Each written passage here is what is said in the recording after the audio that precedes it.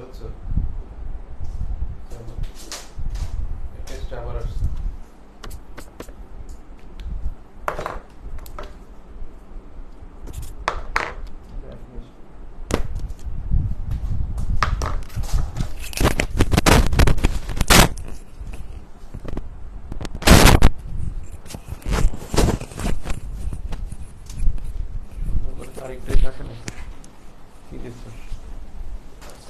লেখা বোঝা যায় না, তারিখ বোঝা যায় না, ঠিক করে এটা আবার আসছে, নিয়ে যাস। আসসালামু আলাইকুম। Power and security very very important. আমরা যদি দেখি এখান থেকে প্রচুর প্রশ্ন আসে, প্রচুর। এবারও হিসাব করলে 4টা প্রশ্ন আসে। তো এখানে যে প্রশ্নগুলো আসে ম্যাক্সিমাম যদি সুন্দর করে যদি ইয়াটা আলোচনা করা যায়, বিশেষ করে প্রিভিয়াস কোশ্চেনের সাথে রিলেশন করে যদি আলোচনা করা যায়, তাহলে এটা খুব পারফেক্ট হবে আর কি। আমরা যদি দেখি 35তম বিসিএস এ এখান থেকে প্রশ্ন আসছিল খুব সম্ভবত 5টা প্রশ্ন আসছে। আনবিলিভেবল, 5টা প্রশ্ন আসে 35তমতে। যেমন 1 নম্বরে আসছে R2P বলতে কি বোঝে। R2P বলতে কি বোঝে? বেসিক্যালি R2P হলো responsibility to protect. Responsibility to protect, এটা বেসিক্যালি 2005 সালের একটা ইউএনএসসির একটি রেজুলেশন।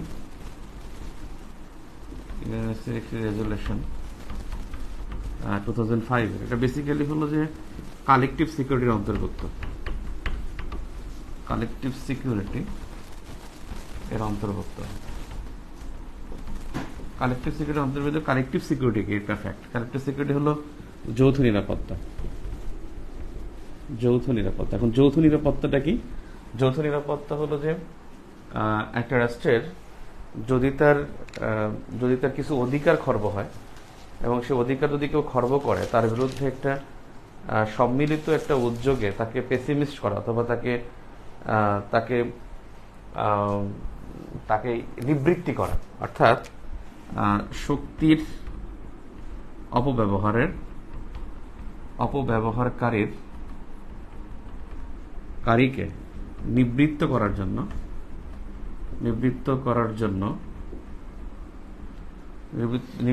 জন্য শান্তিকামী পক্ষসমূহ যৌথ নিরাপত্তা গ্রহণ করতে পারে। যৌথ নিরাপত্তা গ্রহণ করতে পারে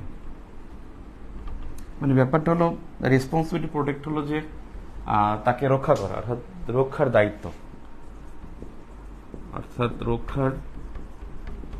দায়িত্ব গ্রহণ। এটাকে বোঝায় বেসিক্যালি যে দেশটা আসলে যেমন ধরেন এখন বর্তমানে যেটা হচ্ছে, বর্তমান প্রেক্ষাপটে এটা আলোচিত, বিশেষ করে গাজা যুদ্ধের কারণে।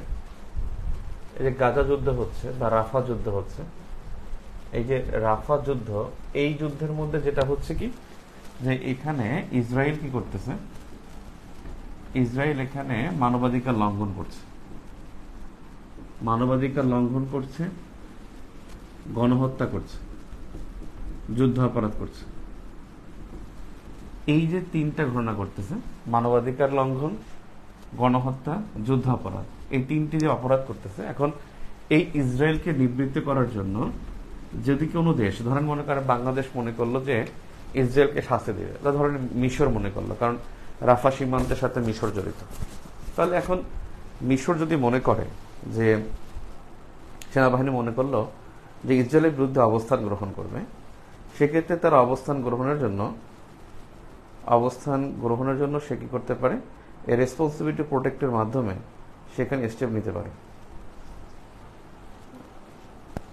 রেসপন্সিবিলিটি প্রোটেক্টের মাধ্যমে সে এখানে কি নিতে পারে? এখানে পদক্ষেপ গ্রহণ করতে পারে। ক্লিয়ার?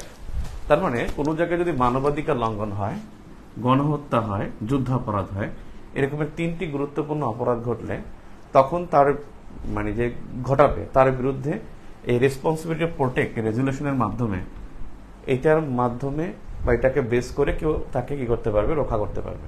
এটা আসলে আরো আলোচনা, এটা মানে প্রথম উত্থাপন হয়েছিল, এটা প্রথম উত্থাপন হয় 2001 সালে। যখন রুয়ান্ডা গণহত্যার মানে আদালতে, গণহত্যা মামলার আদালতে, এই আদালত থেকে এখানে বলা হয় যে বেসিক্যালি যেই দেশটা বা যেই পক্ষটা এই যুদ্ধাপরাধ, মানবাধিকার লঙ্ঘন, গণহত্যা শিকার হবে, সেই দেশটার বিরুদ্ধে বা সেই দেশটার পক্ষে অন্য দেশের বিরুদ্ধে কি করা যাবে, রেসপন্সিবিলিটি প্রোটেকশন বা এই কালেকটিভ সিকিউরিটির আওতায় এই কর্মসূচি গ্রহণ করা যাবে। বেসিক্যালি R2P মানে হলো তাকে রক্ষা করা। রক্ষা করতে গেলে আপনি একা পারবেন না, অন্য একজন যেতে হবে। অন্য একজন যাবে তাহলে তো হস্তক্ষেপ হয়ে যাবে। যদি আজকে ইসরায়েলের গিয়ে যদি ফ্রান্স আক্রমণ করে বা বাংলাদেশ আক্রমণ করে, তাহলে তো অভ্যন্তরীণ একটা হস্তক্ষেপ হবে না, সে তার ভূমিকা রাখবে। কিন্তু হস্তক্ষেপ হবে না তখনই যখন কালেকটিভ সিকিউরিটি গ্রহণ করা হবে। এবং এই কালেকটিভ সিকিউরিটি কিন্তু আমাদের আর্টিকেল 51-এ আছে, ইউএন সনদের, জাতিসংঘ সনদের আর্টিকেল 51-এ আছে যে যৌথ নিরাপত্তা গ্রহণ করা যাবে যদি কোনো দেশ তার নিরাপত্তা মানে বিঘ্নিত হয়, যদি কোনো দেশের নিরাপত্তা শান্তি বিঘ্নিত হয়, তখন শান্তিকামী পক্ষসমূহ তার পক্ষ হয়ে শান্তি বিঘ্নকারীর বিপক্ষে বা তাকে নিবৃত্ত করার জন্য যৌথ কোনো নিরাপত্তা কর্মসূচি গ্রহণ করা যাবে। এক্ষেত্রে যদি সরাসরি কোনো মিলিটারি অ্যাটাক করে, তখন সেটাকে হবে রেসপন্সিবিলিটি প্রোটেক্ট করা R2P। আর যদি সেটা অন্যভাবে হয়, যেমন অবরোধ আরোপ করা, তারপর হলো তার প্রতি নিষেধাজ্ঞা আরোপ করা, তারপর হলো তার সাথে সম্পর্ক ছিন্ন করা, এগুলো জাস্ট হলো সফট পাওয়ার এক্সারসাইজ বা সফট কোনো পলিসি, সফট ডিপ্লোমেসি প্রয়োগ করা। যে আমি দেখুন রিলেশন রাখলাম না, বলিভিয়া ইসরায়েলের সাথে সম্পর্ক ছিন্ন করেছে কারণ সে গাজা যুদ্ধে আক্রমণ করেছে, এটা সফট ডিপ্লোমেসির অংশ। কিন্তু যখন বলিভিয়া আক্রমণ করবে তখন সেটা হবে কি, ইসরায়েল আক্রমণ করবে, তখন সেটা R2Pর আওতায় পড়বে। R2P এখন খুবই কন্টেক্সচুয়াল, খুবই ইম্পর্টেন্ট। এখনকার ক্ষেত্রে এটা কিন্তু খুব আলোচিত একটা বিষয় এবং গুরুত্বপূর্ণ একটা বিষয়। 35তম BCS R2P আসছে এবং এটা 35তম BCS যখন হয়, এটা কিন্তু পরীক্ষা হয়েছিল 2015 সালে এবং তখন এই প্রশ্নটা আসছিল কিন্তু গাজা যুদ্ধেরই প্রেক্ষাপটে, গাজা যুদ্ধের প্রেক্ষাপটই আসছে। এখন আপনি আসলে মানবাধিকার বুঝেন, আপনি মানবাধিকার লঙ্ঘনটা বুঝেন।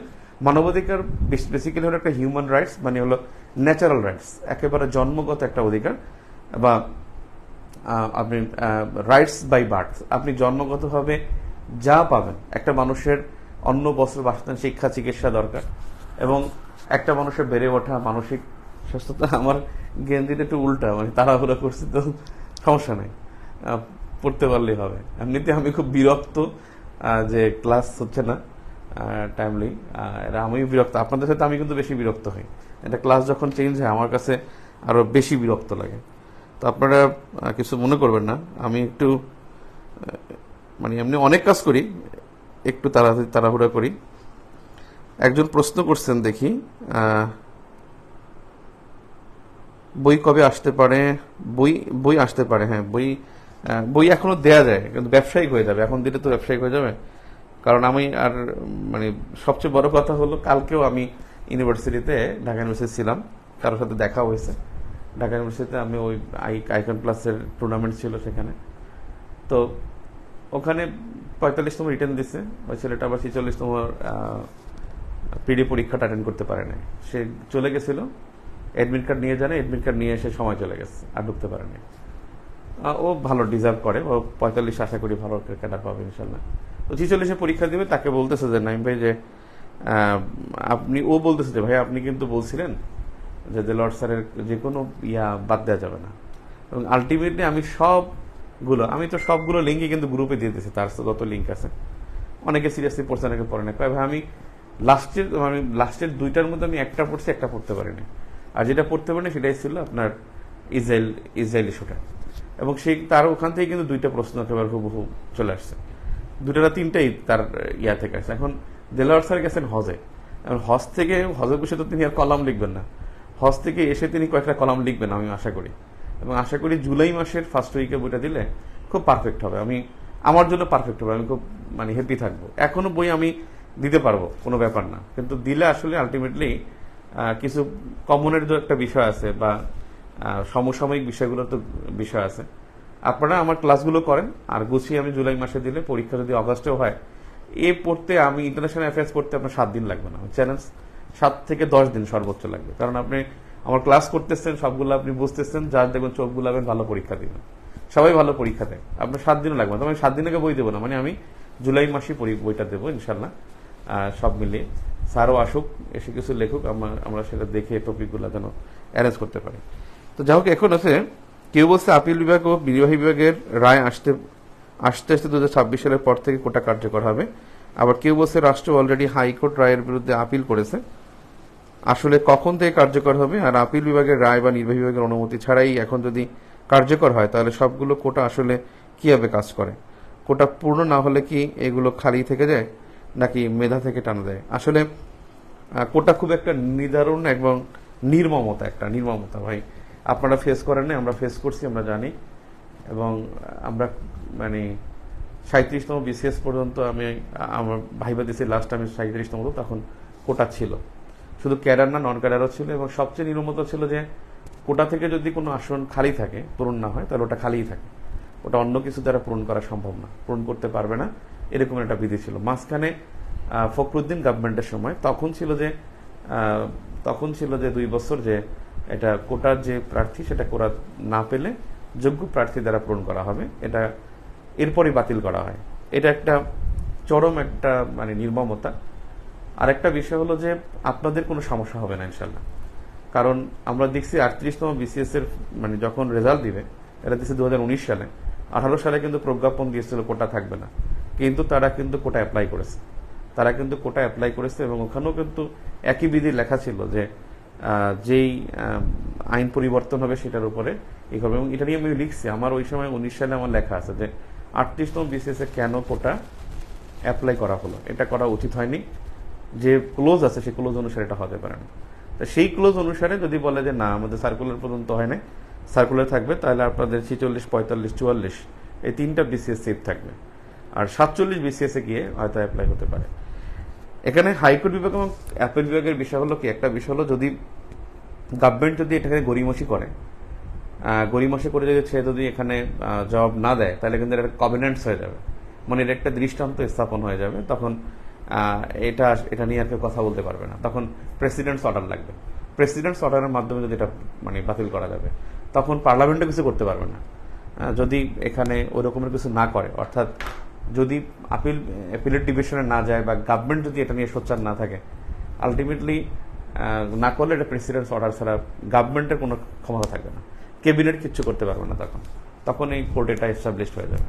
বেসিক্যালি যিনি করেন এগুলো আসলে মানে ওদের অনেক দিনের একটা প্ল্যান, তো যারা কোটা আছে ওরা আসলে অনেক দিনের প্ল্যান যেন এটা রাখতে পারে। এবং তারা আমি কয়েকজনকে চিনি, আমার ডিপার্টমেন্টও কয়েকজন আছেন, তারা খুব এটা নিয়ে কাজ করেন, খুবই দেখছি যে কাজ করেন এটা নিয়ে, মানে কাকে নিয়ে কোন আদালতে কোন বিচারকের মাধ্যমে কোন আইনজীবীর মাধ্যমে উপস্থাপন করলে ভালো হবে, ওরা এই এক্সারসাইজগুলো করেই মানে বেসিক্যালি রায়টা বের করছে।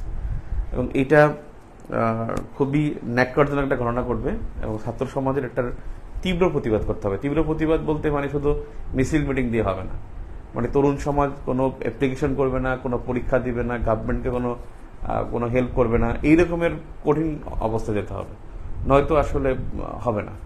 একেবারে এটা খুবই নির্মমতা, এটা মানার কোনো প্রশ্নই আসে না, ঠিক আছে? এটা তীব্র প্রতিবাদ, মানে কেউ আটকাতে পারবে না, এটা নিয়ে পলিটিসাইজ করারও কোনো সুযোগ নেই, কারণ যাদেরকে নিয়ে পলিটিসাইজ করবে তাদের বিপক্ষে মানে স্ট্রং গ্রাউন্ড আছে, ঠিক আছে? এবং এটা খুব জনপ্রিয় একটা মুভমেন্ট হবে, যে কারণেই কিন্তু নুরুল হক নূর কোয়ালিটি যাই থাকুক, সে কিন্তু এটার কারণেই স্টার হয়েছিল। সো এই রকমের কিছু মানে 18-র মতো কিছু পরিস্থিতি তৈরি করবে তরুণ সমাজ আমার মনে হয়। যাক, এটা বেশি আমি বলতেও পারি না, কারণ আমি বলা উচিত না। ওকে ভাই, আপনি 5 জুলাই দেন। কি 5 জুলাই দেবো? ও আচ্ছা, এখন কোথায় ছিলাম যেন আমি? R2P গেল। নাম্বার টু হলো এখানে, আচ্ছা আমি যেটা বলছিলাম হিউম্যান রাইটস কি, আপনি যে বলেন ওখানে গণহত্যা, যুদ্ধাপরাধ। হ্যাঁ, একটা বিষয় হলো যে যুদ্ধাপরাধ কি, যুদ্ধাপরাধ মনে রাখবেন, যুদ্ধকালীন 4টি অপরাধ,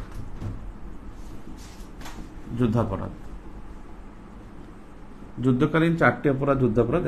এক নম্বর হলো ক্রাইম এগেনস্ট হিউম্যানিটি, অথবা যেটাকে বাংলায় বলা হয় মানবতা বিরোধী অপরাধ। নাম্বার 2 হলো টর্চার, টর্চার মানে নির্যাতন। নাম্বার 3 হলো রেপ। নাম্বার 4 হলো আর্সন। আর্সন হলো অগ্নিসংযোগ, আবার অগ্নিকাণ্ড লেখেন না, অগ্নিসংযোগ। এই যুদ্ধকালীন 4টা অপরাধ করলে যুদ্ধ অপরাধ বলে, এবং এটা রোম স্ট্যাটুট 1998 এটা বলা আছে, রোম স্ট্যাটুট 1998। এবং এটাও কিন্তু এই বিষয়টা এবার ইউডিএইচআর থেকে আসছে, যদিও ইউডিএইচআর 1948 সেখানে যুদ্ধাপরাধ সম্পর্কে বলা আছে, এবং লেটেস্ট যে রোম স্ট্যাটুট 1998 এখানে যুদ্ধাপরাধের পুরো সংজ্ঞা দেয়া আছে, সংজ্ঞা এবং বিচারবিধি, এটা কিন্তু রোম স্ট্যাটুট 1990 আছে। এবং এই রোম স্ট্যাটুটের জন্যই, রোম স্ট্যাটুটের আলোকেই 2002 সালে প্রতিষ্ঠিত হয়েছে ICC, international criminal court. International criminal court ICC প্রতিষ্ঠা হয়, যার কাজ হলো যুদ্ধাপরাধ সহ 4টি অপরাধের বিচার করা। যুদ্ধাপরাধ সহ 4টি অপরাধের বিচার করে আইসিসি, 4টি অপরাধের বিচার করে। যুদ্ধাপরাধ সহ 4টি অপরাধের বিচার করে, যেমন যুদ্ধাপরাধ, তারপরে হলো মানবতা বিরোধী অপরাধ 1 নম্বরে, যুদ্ধ অপরাধ 2 নম্বরে হলো মানবতা বিরোধী অপরাধ, 3 নম্বর হলো গণহত্যা, 4 নম্বরে হলো গণহত্যা, মানবতা বিরোধী অপরাধ, যুদ্ধাপরাধ, আর একটা যেন কি, মানে ফৌজদারি যে বিধি, ফৌজদারি আগ্রাসন, মানে ফৌজদারি অপরাধের বিচার করে এই আইসিসি হলো ফৌজদারি অপরাধের আদালত, আর এই আদালতটার যদি বিধি বলে, বিধি কোনটা? Rome statute 1998। তাহলে যুদ্ধাপরাধ হলো 4টি অপরাধ যুদ্ধকালীন, ক্রাইম অ্যাগেন্সট হিউম্যানিটি, টর্চার আর রেপ, আর্সন। আর বাংলাদেশ কিন্তু এটার বিচার করতেছে, ক্রাইম অ্যাগেন্সট হিউম্যানিটি। এই ক্রাইম অ্যাগেন্সট হিউম্যানিটি এইটা আবার 11টি অপরাধ, মানবতা বিরোধী অপরাধ আবার 11টি অপরাধ, যেটা আমি প্রিভিয়াস ক্লাসের মধ্যে আলোচনা করব, প্রিভিয়াস কোশ্চেনের মধ্যে। সম্ভবত 40তম বিসিএসের প্রশ্নটা আসছে। 11টি অপরাধ আবার ক্রাইম অ্যাগেন্সট হিউম্যানিটি, হত্যা, ধর্ষণ, লুণ্ঠন, নির্যাতন, তারপরে জোরপূর্বক কারাবাস, তারপর নির্বাসন, তারপর হলো মানে হত্যা তো বলছি, তারপরে হলো অবৈধ অভিবাসন, এই সমস্ত, তারপরে হলো এরকমের আছে 11টা অপরাধ।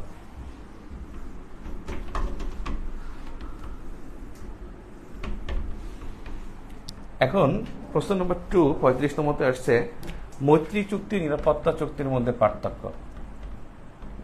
নিরাপত্তা চুক্তির মধ্যে পার্থক্য।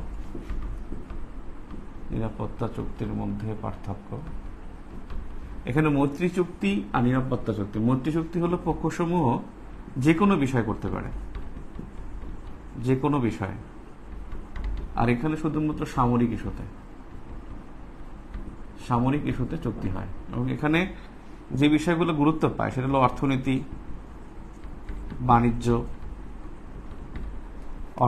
বাণিজ্য, রাজনীতি, সহযোগিতা, এগুলো গুরুত্ব পায়। আর নিরাপত্তা চুক্তিতে গুরুত্ব পায় বেসিক্যালি সামরিক ইস্যু গুরুত্ব পায়। এখানে আলোচনার বিষয় থাকে অবরোধ, অর্থনৈতিক অবরোধ, যেটা এমবার্গো, অবরোধ, আলোচনার বিষয় থাকে অবরোধ, শান্তি, তারপরে হলো সহযোগিতা, এসব বিষয়গুলো গুরুত্ব পায়। এখানে তো আসলে যে অস্ত্র, যুদ্ধ, তারপরে হলো আগ্রাসন, এইসব বিষয়গুলো এখানে গুরুত্ব পায়। আর মৈত্রী চুক্তি এটা আসলে একটি, যেটা ছিল মানে সনাতন একটা ধারণা যে মৈত্রী চুক্তি সবার মধ্যে সহযোগিতা থাকবে, এটা অনেকটাই আধুনিক ধারণা, কারণ বর্তমানে এটা সিকিউরিটির পারপাসে এটা করে থাকে। ক্লিয়ার? মানবতা বিরোধী অপরাধ কাকে বলে বললাম তো। পার্থক্যগুলো খাতায় লেখার সময় ছক করে লিখবো নাকি পয়েন্ট করে লিখবো? ছক করে লিখলে ভালো হয়। ছক করে লিখলে আপনি যত শর্ট বলতে পারেন, হ্যাঁ, যত শর্ট লিখতে পারবেন তত ভালো। যেমন আপনি দেখেন প্রথম পরীক্ষাটা আমি দেখলাম যে একই কথা ভিন্নভাবে লিখছেন। একজন বলছে যে সুপ্রিম হাইকোর্টের বিচারকদের অপসারণ কিভাবে হয়, একজন খালি আলোচনাই করছেন, আর একজন খুব সুন্দর করে লিখছেন এই যে 1972 সংসদের হাতে, সুন্দর করে লিখছেন 4th অ্যামেন্ডমেন্ট রাষ্ট্রপতির হাতে, 5th অ্যামেন্ডমেন্ট সুপ্রিম জুডিশিয়াল কাউন্সিলের হাতে, আবার বলছেন 16th অ্যামেন্ডমেন্ট সংসদের হাতে, এরপরে বলছেন বর্তমানে এই একেবারে 5-6 লাইন লিখছেন এবং তিনি নাম্বারও বেশি পেয়েছেন। সেখানে গান বাজনা না লিখে যত শর্ট উত্তর করা যায় সেটা ভালো, কারণ আপনার খাতা যে দেখে তারও কিন্তু মেসেঞ্জার আছে, তারও একটা কিন্তু ব্যস্ততা আছে। নাম্বার 3 যেটা ব্যাপক ধ্বংসাত্মক অস্ত্র বা WMD, WMD এর বৈশিষ্ট্য কি? WMD এর বৈশিষ্ট্য সমূহ। WMD মানে হলো ব্যাপক ধ্বংসাত্মক অস্ত্র বা ওয়েপন্স অফ ম্যাস ডিস্ট্রাকশন, ব্যাপক ধ্বংসাত্মক অস্ত্র। এটা কি বলা হয়? ওয়েপন্স অফ ম্যাস ডিস্ট্রাকশন, গণবিধ্বংসী অস্ত্র। এখন এখানে কি হয়? এখানে বেসিক্যালি অনেক ধ্বংস থাকে এবং যেটাকে হলো যে হতাহত হয় বেশি, হতাহত, সম্পদ বিনষ্ট হয়, সম্পদ বিনষ্ট, অবকাঠামো ধ্বংস, অবকাঠামো ধ্বংস, জীবাণু অস্ত্র থাকে, এই জীবাণু অস্ত্র ব্যবহার করা হয়, জীবাণু অস্ত্র। তারপরে হলো ভবিষ্যতে তেজস্ক্রিয়তা, তেজস্ক্রিয়তা যেমন পরমাণু যে তেজস্ক্রিয়তা, যে পরমাণু অস্ত্র, যে পরমাণু বোমা যে নিক্ষেপ করা হয়েছিল সেখানে তেজস্ক্রিয়তা এখনো পাওয়া গেছে। মানে জাপানের বা দক্ষিণ কোরিয়া, জাপানের একটা মানে গরুর দুধের মধ্যে সেই পরমাণু অস্ত্রের তেজস্ক্রিয়তা পাওয়া গেছে। এটা আরো 10-12 বছর আগের ঘটনা। তারপর শারীরিক বৈকল্য হয়, কমিউনিকেশন ডিসঅর্ডার বা ফিজিক্যাল ডিসঅর্ডার, শারীরিক বৈকল্য। এখন এই WMDর বৈশিষ্ট্য, এটা ওই সময় আসলে মোটামুটি গুরুত্বপূর্ণ ছিল, এখন আর গুরুত্বপূর্ণ না। এখন বেসিক্যালি গুরুত্বপূর্ণ হচ্ছে আয়রন ডোম। আয়রন ডোম ভেরি ভেরি ইম্পর্টেন্ট। এবছর যদি পরীক্ষা আসে আপনাদের, আয়রন ডোম আসতে পারে। এই আয়রন ডোম এটা ইসরায়েলের প্রতিরক্ষা ক্ষেপণাস্ত্র, ইসরায়েলের প্রতিরক্ষা ক্ষেপণাস্ত্র, এবং এই ক্ষেপণাস্ত্রকে বলা হয় এবিএম, ইসরায়েলের এবিএম। এবিএম মানে কি? এবিএম হলো ক্ষেপণাস্ত্র বিধ্বংসী ক্ষেপণাস্ত্র, ক্ষেপণাস্ত্র বিধ্বংসী ক্ষেপণাস্ত্র। ক্ষেপণাস্ত্র বিধ্বংসী ক্ষেপণাস্ত্রকে বলা হয় এবিএম, মানে অ্যান্টি ব্যালাস্টিক মিসাইল। এবিএম মানে anti ballistic missile, anti ballistic missile বা ক্ষেপণাস্ত্র বিধ্বংসী ক্ষেপণাস্ত্র। এখন এই এবিএম এটা হলো যে ইসরায়েল 2006 সালে তৈরি করছে এবং এটার তৈরিকারী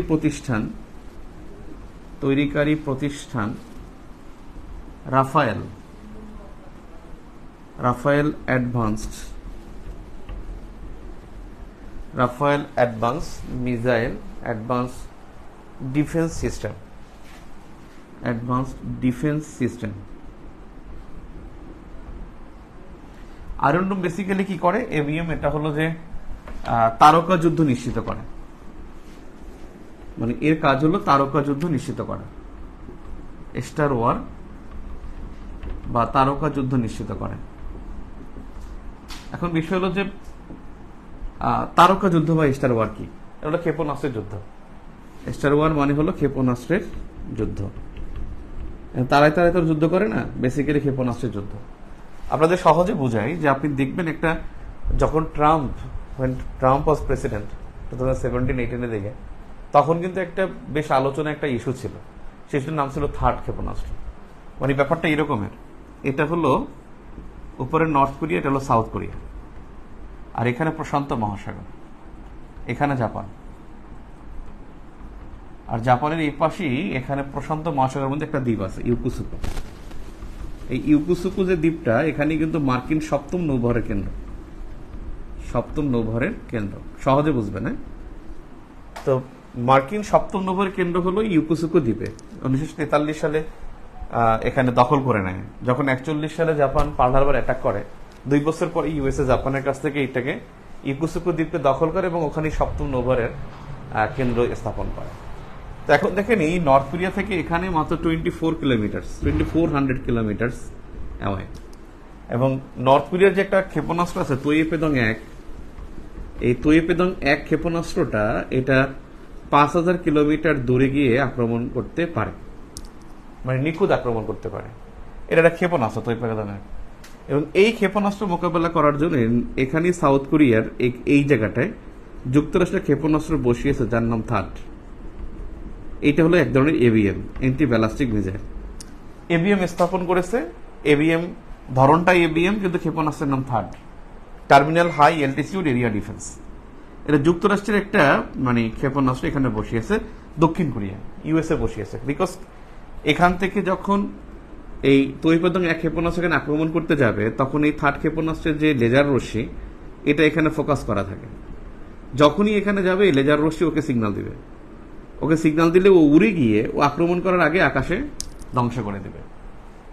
ব্যাপারটা বুঝেন নাই? থার্ড ক্ষেপণাস্ত্র এখান থেকে লেজার রশ্মি ফোকাস করা, যখনই এদিক থেকে যাবে এই লেজার রশ্মি ওকে সিগন্যাল দিবে, সিগন্যাল দিলে কি করবে, উড়ে গিয়ে এখানে আক্রমণ করার আগে ধ্বংস করে দেবে। এই যে ধ্বংস করে দেয় এটা কি বলা হয় স্টার ওয়ার বা তারকা যুদ্ধ। আর এই স্টার ওয়ার নিশ্চিত করা হলো এবিএম ক্ষেপণাস্ত্র। এবং এই কনসেপ্টটা আসছিল কিন্তু 1980s যখন রোনাল্ড রিগান ইউএসএর প্রেসিডেন্ট ছিল। রোনাল্ড রিগান যখন প্রেসিডেন্ট ছিল তখনকার সময় সোভিয়েত ইউনিয়ন এবং ইউএসএর মধ্যে যখন ঝামেলা চলে, তখন এরকমের বিভিন্ন জায়গায় ক্ষেপণাস্ত্র স্থাপন করতে এবিএম, যাতে কি করা হয়, একজনের ক্ষেপণাস্ত্র আরেকজনকে ধ্বংস করে দেয়। এবং এই উত্তর কোরিয়া খুবই দুষ্ট ছিল এবং কি করছে আপনাদের মনে আছে, 38তম বিসিএস প্রশ্ন আসছে, ওই এখানে গুয়াম, এই জায়গায় গুয়াম মার্কিন আরেকটা ঘাঁটি আছে গুয়াম প্রশান্ত মহাসাগরে। ও করছে কি, এখান থেকে গুয়ামের নিকটবর্তী এখানে একটা ক্ষেপণাস্ত্র মানে আক্রমণ করেছে। এখানে একটা ক্ষেপণাস্ত্র আক্রমণ করার পর মানে ওরা ভীত হয়ে গেছে, যাতে এদিক থেকে যেন যাইতে না পারে, সেজন্য তো ইউএসএ করছে। তাহলে নর্থ কোরিয়া বুঝালো যে এদিক থেকেও যাওয়া সম্ভব, তোমার তো এখানেও ঘাঁটি আছে। এবং ওইবার কিন্তু 38তম বিসিএস এর পিলিতে প্রশ্ন আসছিল গুয়ামের গভর্নরকে, কারণ গুয়াম হলো এমন একটা ভূখণ্ড যেটা যুক্তরাষ্ট্রের মূল ভূখণ্ডের বাইরে, এমন একটা ভূখণ্ড যেখানে ইউএস এর পাসপোর্ট ব্যবহার করে সবাই এবং ইউএস এর নাগরিক তারা, কিন্তু এখানে গভর্নর নিযুক্ত করা আছে। এটা ইউএস এর নিজস্ব ভূমি। ইউএস এর 839টা বৈদেশিক ঘাঁটি, মানে মূল ভূখণ্ডের বাইরে 839 ঘাঁটিস বা এয়ার বেজেস আর নেভাল বেজেস আর হলো মিলিটারি বেজেস। এবং এই 839-এর মধ্যে একটা ভূখণ্ড যেটার মালিক হলো ইউএসএ এবং সেটা হলো গুয়াম। তো দেখেন এই স্টার আয়রন ডোম কি করেছে দেখেন না, ক্ষেপণাস্ত্র আসে, হামাস আক্রমণ করে, গিয়ে উড়ে গিয়ে ধ্বংস করে দেয়। এবং এখানে 3টা সিস্টেম কাজ করে, একটা হলো রাডার সিস্টেম, একটা হলো কন্ট্রোল সিস্টেম, একটা হলো মিসাইল ফায়ারিং। 3টা সিস্টেমে কাজ করে এখানে। সিস্টেম 3টা, একটা হলো রাডার সিস্টেম, একটা হলো কন্ট্রোল সিস্টেম,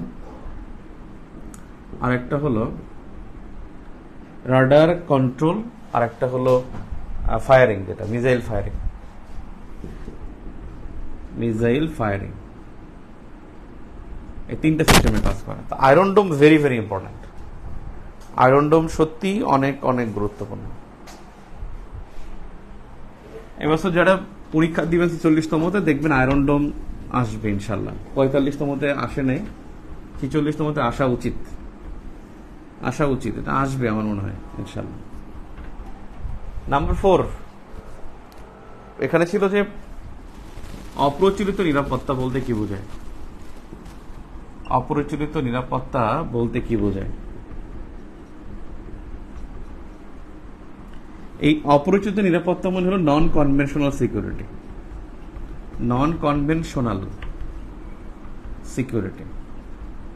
আর নন কনভেনশনাল সিকিউরিটি মানে হলো নন মিলিটারি সিকিউরিটি অথবা হলো বেসামরিক নিরাপত্তা। নিরাপত্তা কয়েক ধরনের হয়, একটা হলো মিলিটারি সিকিউরিটি, একটা নন মিলিটারি সিকিউরিটি। মানে এগুলো আবার কি রকমের? এই সিকিউরিটির মধ্যে অন্তর্ভুক্ত যদি বলেন, মানে এর মধ্যে যেগুলো থাকে সেটা হলো যে, যেমন জলবায়ু নিরাপত্তা এর মধ্যে অন্তর্ভুক্ত। এর মধ্যে অন্তর্ভুক্ত, যেমন জলবায়ু নিরাপত্তা, তারপরে হলো খাদ্য নিরাপত্তা, তারপরে হলো পরিবেশ, পরিবেশ তো লিখছি, এরপরে হতে পারে আপনার পরিবেশগত নিরাপত্তা, মানব নিরাপত্তা, খাদ্য নিরাপত্তা, জলবায়ু নিরাপত্তা, তারপর হতে পারে যে দুর্যোগ থেকে নিরাপত্তা, দুর্যোগ থেকে নিরাপত্তা, অভিবাসী সংক্রান্ত নিরাপত্তা, অভিবাসী সংক্রান্ত নিরাপত্তা। অভিবাসী সংক্রান্ত নিরাপত্তা কিন্তু একটা খুব গুড একটা কনসেপ্ট, পরীক্ষা আসতে পারে যে অভিবাসী আসলে একটা দেশে বেশি হলে সমস্যা কিনা। অভিবাসী হলে অবশ্যই সমস্যা, সেই দেশের সিকিউরিটির জন্য একটা সিকিউরিটির জন্য সমস্যা, তার আনএমপ্লয়মেন্ট হয়, তার মানে ফুড স্কারসিটি দেখা দেয়, তারপরে হলো আনএমপ্লয়মেন্ট থাকে, তারপরে হলো নাগরিক যে সুবিধা সেগুলো ভাগ করতে হয়, তারপর হলো মানব নিরাপত্তা, তারপরে হলো দুর্যোগ, বিভিন্ন ধরনের দুর্যোগ। এগুলো হলো মানে অপরিচিত নিরাপত্তার অন্তর্ভুক্ত বিষয়গুলো। আর যদি বলা হয় অপরিচিত নিরাপত্তার শাখা 6টি, এই শাখা হলো 6টি। একটা হলো আন্তর্জাতিক সন্ত্রাসবাদ, আন্তঃরাষ্ট্রীয় সংগঠিত অপরাধ, আন্তর্জাতিক সন্ত্রাসবাদ। এবং এই আন্তর্জাতিক সন্ত্রাসবাদ বলতে কিন্তু যে যুদ্ধ করবে তা না, যেমন সাইবার সিকিউরিটি, এটা কিন্তু আন্তর্জাতিক সন্ত্রাসবাদের অন্তর্ভুক্ত, বা সাইবার ওয়ার, হাইব্রিড ওয়ার। তারপর হলো আন্তর্জাতিক সন্ত্রাসবাদ, তারপর হলো আন্তঃরাষ্ট্রীয় সংগঠিত অপরাধ, আন্তঃরাষ্ট্রীয় সংগঠিত অপরাধ, অবৈধ অভিবাসন, অবৈধ অভিবাসন। নাম্বার 4 হলো পারস্পরিক পরিবেশগত নিরাপত্তা, পরিবেশগত নিরাপত্তা।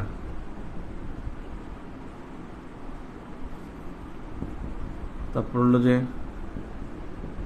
অন্যান্য শক্তিগত নিরাপত্তা, অন্যান্য শক্তিগত নিরাপত্তা। লাস্ট ওয়ান হলো মানব নিরাপত্তা, মানব নিরাপত্তা। তো অপরিচিত নিরাপত্তা এটা। যদি প্রচলিত নিরাপত্তা বলো তাহলে মিলিটারি সিকিউরিটি, এর মধ্যে থাকতো যুদ্ধ, অস্ত্র, গোলাবারুদ, পরমাণু অস্ত্র, আয়রন ডোম, এগুলো হয়তো তার মধ্যে অন্তর্ভুক্ত। 4টা কোশ্চেন দেখলাম এবং আরো একটা কোশ্চেন আসছে 35তম। আর একটা কোশ্চেন আসছে নাম্বার 5, যেটা হলো ট্রানজিট ও ট্রান্সশিপ বলতে কি বোঝায়? ট্রানজিট এবং ট্রান্সশিপমেন্ট, ট্রান্সশিপমেন্ট বলতে কি বোঝায়? এটা ভূরাজনীতির অংশ। আমাদের কিন্তু সিলেবাসে পাওয়ার অ্যান্ড সিকিউরিটির মধ্যে এই অধ্যায়টার নাম কিন্তু পাওয়ার অ্যান্ড সিকিউরিটি। এই পাওয়ার অ্যান্ড সিকিউরিটির মধ্যে আর একটা গুরুত্বপূর্ণ অংশ আছে, সেটা হলো জিও পলিটিক্স। জিও পলিটিক্স একটা কনসেপ্ট আছে। আপনি দেখেন বেল্ট অ্যান্ড রোড ইনিশিয়েটিভস আছে, এটা কিন্তু জিও পলিটিক্সের অন্তর্ভুক্ত। আবার দেখেন একবার পরীক্ষা ছিল BBIN কি, এটা জিও পলিটিক্সের অন্তর্ভুক্ত। এখানেও ট্রানজিট ট্রান্সশিপমেন্ট, এটাও জিও পলিটিক্সের অন্তর্ভুক্ত।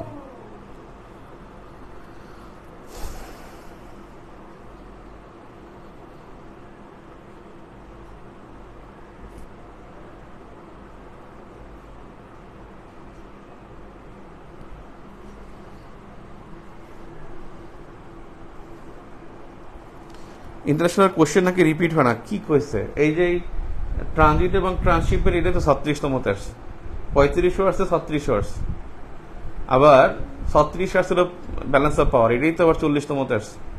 কি কয়, কে কয় এগুলা? না না বুঝা কয় ভাই, এরা পড়াশোনা করে না, আন্দাজে বলে।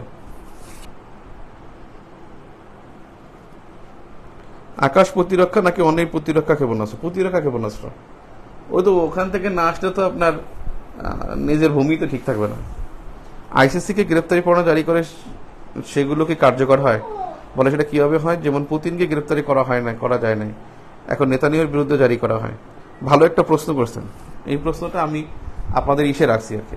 মানে ইম্পিরিক্যালে আলোচনার মধ্যে আছে আইসিসি এবং আইসিজি এর যে তাদের নিষেধাজ্ঞার বা তাদের গ্রেপ্তারি পরোয়ানার বা তাদের শাস্তির আসলে কি মানে কতটুকু মানে এখানে মেসিভ হতে পারে। বেসিক্যালি যে ইন্টারন্যাশনাল ক্রিমিনাল কোর্ট তারা গ্রেপ্তারি পরোয়ানা জারি করতে পারে এবং তারা জারি করছে পৃথিবীতে প্রথম যে জারি করছিল 2009 সালে। তারা প্রথম করেছিল ওমর আল বশিরের বিরুদ্ধে, সুদানের প্রেসিডেন্ট। তারা দারফুরে গণহত্যা চালাইছিল, সেজন্য সুদানের প্রেসিডেন্ট ওমর আল বশিরের বিরুদ্ধে গ্রেপ্তারি পরোয়ানা জারি করে ইন 2009 and 2011, দুইবার গ্রেপ্তারি পরোয়ানা জারি করে। এরপরে কি করছে, সে 2013 বা 12 সালে সেই গ্রেপ্তারি পরোয়ানার মধ্যে চায়না সফর করেছে, সে সেফলি আবার চায়না থেকে এক্সিটও করেছে। এর পরের বছরই সে দক্ষিণ আফ্রিকায় গেছে। তো দক্ষিণ আফ্রিকায় ওভারঅল বশির যায় আফ্রিকান ইউনিয়নের একটা সামিটে। তো তখন যাওয়ার সাথে সাথে যখন সে এসে ঢুকে, মানে কনভেনশন হলে ঢুকে, তখনই একটা সাড়া পড়ে যায় যে তিনি তো আইসিসির গ্রেপ্তারি পরোয়ানা আছে, তাকে আইসিসির সদস্য যে কোনো দেশ গ্রেপ্তার করতে পারবে। তো ইন্টারন্যাশনাল ক্রিমিনাল কোর্টের মেম্বার ছিল এক্সিডেন্টলি দক্ষিণ আফ্রিকা। এটা ওমর আল বশির হয়তো জানতেন না। এমন সময় কি করে, তাকে মানে গ্রেপ্তারের একটা পরিকল্পনা করে। তিনি পার্সোনাল কপ্টার নিয়ে এবং ওখান থেকে পার্সোনাল কপ্টার নিয়ে তিনি নাইজারে চলে যান এবং নাইজারে গিয়ে তিনি সেফলি এক্সিট করেন এবং সেখান থেকে তিনি আবার চলে যান। সেখান থেকে তিনি চলে যান আমার কাছে দেয় ওরা নির্বাচনের ডিউটি সংক্রান্ত। জি হ্যালো। জি জি ওয়ালাইকুম আসসালাম।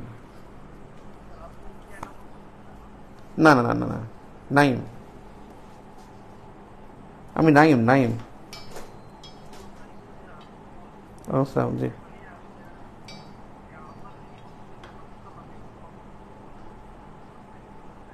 আমি একটু ক্লাসে, আমি পরে কথা বলি, একটু ক্লাসে আমি। তো ব্যাপারটা হলো কি, তখন তিনি নাইজারে চলে যান এবং নাইজার থেকে তিনি আবার নাইজেরিয়া চলে যান, সুদানে চলে যান। বেসিক যে বিষয়টা সেটা হলো, যদি কোনো আইসিসির মেম্বার 124টা দেশের মধ্যে থাকে, এই 124টা দেশে যিনি 124টা দেশে যিনি গ্রেপ্তারি পরোয়ানার শিকার হবেন, 124টা দেশে তিনি যেতে পারবেন না। 124টা দেশে যদি তিনি যান, তিনি ultimately he will be get caught, তাকে আটক করবে এবং তিনি আইসিসিকে মানে আইসিসির যে আদালতে তাকে মানে যেই কারাগারে রাখতে বলবে, যে আদালতে ফেস করতে বলবে, সেখানে ফেস করতে হবে।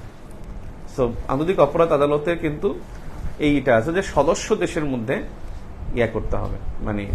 আর আইসিজে যেটা ওরা তো আসলে ফৌজদারি অপরাধগুলো দেখে না, ওরা তো বেসিক্যালি দেখে মানে দেওয়ানি, যেগুলো রাইট সংক্রান্ত, অধিকার সংক্রান্ত বিষয়গুলো।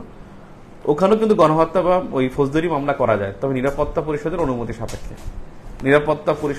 সাপেক্ষে তাদের বিরুদ্ধে মামলা করা যায়। তো তখন নিরাপত্তা পরিষদই ওটার পুরো দায়িত্ব গ্রহণ করে। তা যখন আইসিজে করবে, তখন বুঝতে হবে যে এটা নিরাপত্তা পরিষদ, সে এখানে ইনভলভ এবং সেই সেফলি মানে অভিযোগকারীকে সেভ করবে এবং অভিযুক্ত যিনি থাকবেন তাকে গ্রেফতার করা বা পানিশমেন্ট দেয়, এটা ইউএনএসসি বা সিকিউরিটি কাউন্সিল করবে। আর আইসিসির মাধ্যমে যেটা হবে, এটা আইসিসি নির্দেশনা দিবে এবং 124টা যে সদস্য দেশ, সেখানে কিন্তু সে যেতে পারবে না। আচ্ছা, আমি জানি কোথায় ছিলাম। ট্রানজিট এবং ট্রান্সশিপমেন্ট বলতে কি বোঝায়? ট্রানজিট এবং ট্রান্সশিপমেন্ট খুবই কমন দুটি টার্ম এবং ট্রানজিট ট্রান্সশিপমেন্টের বিষয় কিন্তু বলা আছে দুইটা জায়গায়, কিন্তু ট্রানজিট সম্পর্কে বলা আছে। একটা হলো ট্রানজিট সম্পর্কে বলা আছে যে ডাব্লিউটিও যে সনদ, সেই সনদের 11 নং অনুচ্ছেদ আর গ্যাট যে ডিক্লারেশন আছে, গ্যাটের 1994 সালের 5 নং অনুচ্ছেদে, গ্যাট ডিক্লারেশনের 5 নং অনুচ্ছেদে দুইটা জায়গায় ট্রানজিট সম্পর্কে বলা আছে। ট্রানজিট, ট্রান্সশিপমেন্ট এবং আরেকটা আছে করিডর। এই তিনটা বিষয় খুব ক্লোজ, কিন্তু এটা অনেকেই বলতে পারে না, এমনকি বাংলাদেশের সাংবাদিকরা তো বলতেই পারে না। বাংলাদেশের সাংবাদিকরা এটা নিয়ে স্টাডিও করে না, বলতেও পারে না, শুধু আন্দাজে সব বলে ট্রানজিট, সব বলে ট্রান্সশিপমেন্ট। আসলে ট্রানজিট, ট্রান্সশিপমেন্টের মধ্যে এবং করিডোরের মধ্যে একটা পার্থক্য আছে। সহজে আমরা বুঝবো, একটা হলো ট্রানজিট, একটা ট্রান্সশিপমেন্ট,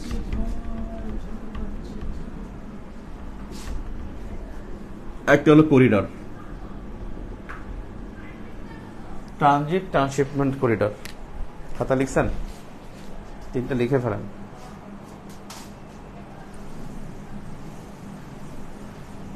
ঝড় হবে নাকি?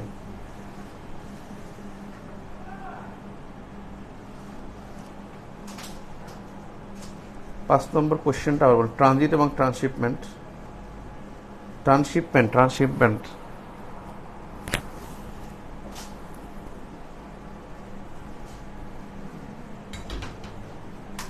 Transit, transshipment, corridor. যেমন দেখেন, এটা এ কান্ট্রি, আমি সহজে বোঝানোর জন্য এটা করে থাকি। এটা সি কান্ট্রি, এইটা হলো বি কান্ট্রি, মাঝখানে যে জায়গাটা এটা বি কান্ট্রি। এই জায়গাটা হলো বি কান্ট্রি, এর উপর দিয়ে এবং এখান থেকে এই দুইটা হলো এ অথবা সি এর পরিবহন, এ অথবা সি এর পরিবহন। মাঝখানে যে পরিবহনটা সেটা হলো এ বা সি এর পরিবহন। এটা এ কান্ট্রি, এটা হলো এ অথবা সি কান্ট্রি, অর্থাৎ নিজ দেশ থেকে নিজ দেশেও যাওয়া যাবে, আবার নিজ দেশ থেকে অন্য দেশেও যাওয়া যাবে। মাঝখানে বি কান্ট্রি, বি কান্ট্রি, ল্যান্ডটা হলো বি কান্ট্রি, আর পরিবহনটা যেটা সেটা বি এর পরিবহন, অর্থাৎ যার ভূমি তার পরিবহন, যার ভূমি তার পরিবহন। তার মানে এইখানে যে পরিবহনটা যখন এই বর্ডার থেকে দিকে যাবে তখন এটা এ পরিবহন হবে, আবার এই বর্ডার থেকে যখন সি এর কান্ট্রির মধ্যে যাবে তখন এটা সি পরিবহন হবে, অর্থাৎ যার ভূমি তার পরিবহন। এটা হলো ট্রান্সশিপমেন্ট। করিডর, এ কান্ট্রি, এখানে এ কান্ট্রি, এটা B country and B country, আর এ এর পরিবহন, এ এর পরিবহন। বি কান্ট্রি কিন্তু এ এর পরিবহন। পার্থক্য খুব সূক্ষ্ম সূক্ষ্ম পার্থক্য। আমি সহজ করে দিলে যে তৃতীয় কোনো দেশে যেতে হলে মধ্যবর্তী অন্য দেশের ভূমি ব্যবহার করলে তার ট্রানজিট। শুধু ভূমি ব্যবহার করতে হবে, অন্য দেশের ভূমি ব্যবহার করলে সেটা হবে ট্রানজিট।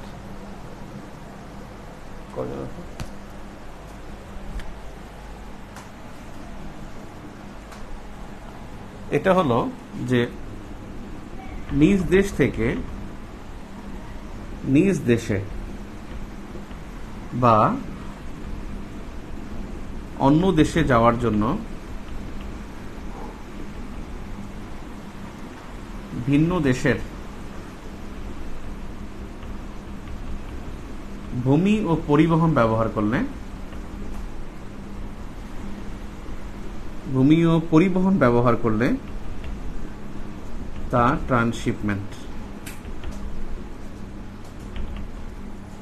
অর্থাৎ যার ভূমি তার পরিবহন, ওই দেশের পরিবহন ব্যবহার করতে পারে। এ এবং সি এর পরিবহন ব্যবহার হবে অন্য কোনো দেশের উপর দিয়ে, তখন সেটা হবে ট্রানজিট। যেমন ধরেন ইন্ডিয়ান কোনো পরিবহন, সেটা যদি বাংলাদেশের উপর দিয়ে একেবারে বেনাপোলতে ঢুকে টেকনাফ দিয়ে বের হয় মিয়ানমার চলে যায়, এটা যদি ইন্ডিয়ান পরিবহন যায় তখন সেটা হবে ট্রানজিট। তিনটা দেশ থাকতে হবে, দুটো দেশ থাকলে হবে না, তিনটা দেশ থাকতে হবে। কিন্তু এখানে যে কনসেপ্টটা ভুল একটা কনসেপ্ট এস্টাবলিশ করা হয়েছে যে ভারত যদি বাংলাদেশের উপর দিয়ে ভারতে যায় তাহলে সেটা ট্রানজিট। আসলে সেটা কিন্তু ট্রানজিট হবে না।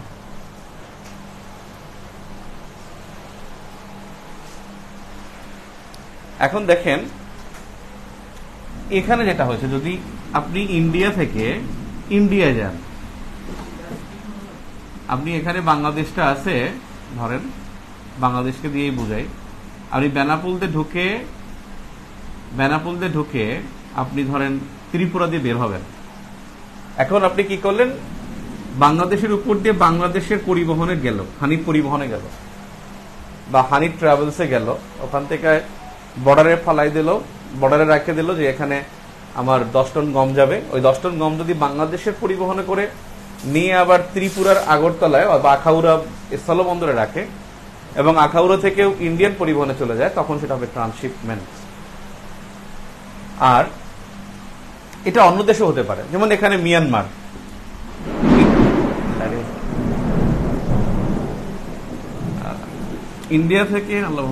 ইন্ডিয়া থেকে আপনার বাংলাদেশের পরিবহনে আপনার আনলো, টেকনাফ থেকে এনে, সরি বেনাপোল থেকে এনে টেকনাফ নামাই দিল, আবার এখান থেকে মিয়ানমারের ধরেন বার্মিস পরিবহনে করে চলে গেল, এটা ট্রান্সশিপমেন্ট হবে। এই জন্য এ অথবা সি লেখা। আর করিডোর যেটা, করিডোরটা হলো যে নিজ দেশ থেকে নিজ দেশে যাব, নিজ দেশ থেকে নিজ দেশে যেতে অন্য দেশের ভূমি ব্যবহার করলে তাকে করিডোর বলে। অন্য দেশের ভূমি ব্যবহার করলে তাকে করিডোর বলে। এখানে যেটা হলো যে আপনি দেখেন ছিটমহল দেখছেন না, ছিটমহলে এটা একটা এ কান্ট্রি, ধরেন এটা এ কান্ট্রি, পাশে একটা দেশ হলো বি কান্ট্রি, কিন্তু বি কান্ট্রির মাঝখানে আপনার জায়গা, এটা এর জায়গা, তাহলে এটা হবে এর ছিটমহল, এটা হবে এর ছিটমহল। তাহলে আপনি দেখেন এই ছিটমহলে যাওয়ার জন্য যদি আপনাকে জায়গা দেয় তখন সেটা করিডোর হবে। দেখেন না, ভারতের মধ্যে বাংলাদেশের দহগ্রাম ও অঙ্গরপোতা ছিটমহল ছিল এবং এই দহগ্রাম অঙ্গরপোতা যাওয়ার জন্য ভারত আমাদেরকে 3 বিঘা করিডোর দিয়েছে। তার মানে নিজ দেশের ভূখণ্ডে ছিটমহল তো নিজ দেশেরই, ছিটমহল কার? নিজের, অন্য দেশের মধ্যে থাকবে। তাহলে ছিটমহলে যাওয়ার জন্য যেই রাস্তাটা দেওয়া হয় তাকেই বলা হয় করিডোর। এবং করিডোরের ক্ষেত্রে অবশ্যই নিজ দেশ হইতে হবে, সবগুলো নিজ দেশ, ভূমিটা শুধু অন্য দেশের। নিজ দেশ থেকে নিজ দেশে যাব, নিজ দেশের পরিবহনে যাব, শুধু অন্য দেশের ভূমি ব্যবহার করব, তখন এটা হবে করিডোর। এখন ভারত বাংলাদেশের উপর দিয়ে যেটা নিচ্ছে, বেসিক্যালি যে 2023 সালের 24 এপ্রিল থেকে ভারত যে আমাদের কাছে ট্রানজিট সুবিধা নিচ্ছে, এটা ট্রানজিট না, এই কনসেপ্টটা ভুল, এটা আসলে করিডোর হবে। এই কনসেপ্টটা ভুল। ট্রানজিট হইতে হলে 3টা দেশ লাগবে এবং এই 3টা দেশ হলো এইটা, ঠিক আছে? সংজ্ঞার ক্ষেত্রে এটা মনে রাখবেন, না বুঝলে বলেন।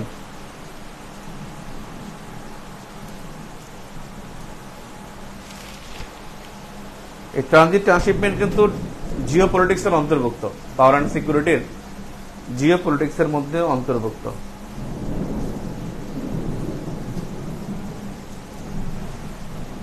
বুঝলে 2-1 জন বলেন যে হ্যাঁ বুঝছি, তাহলে আমি পরের টপিকে যাই, 36তমতে চলে যাই।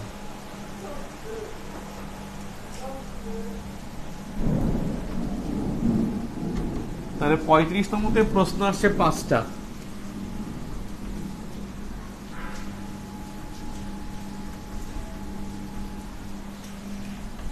আমরা তো প্রিভিয়াস কোশ্চেন পড়তেছি না, প্রিভিয়াস কোশ্চেনের সাথে রিলেটেড বিষয়গুলো কিন্তু পড়তেছি।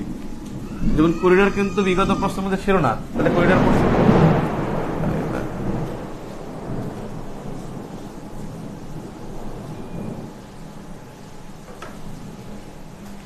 এবার দেখেন 36তম বিসিএস এ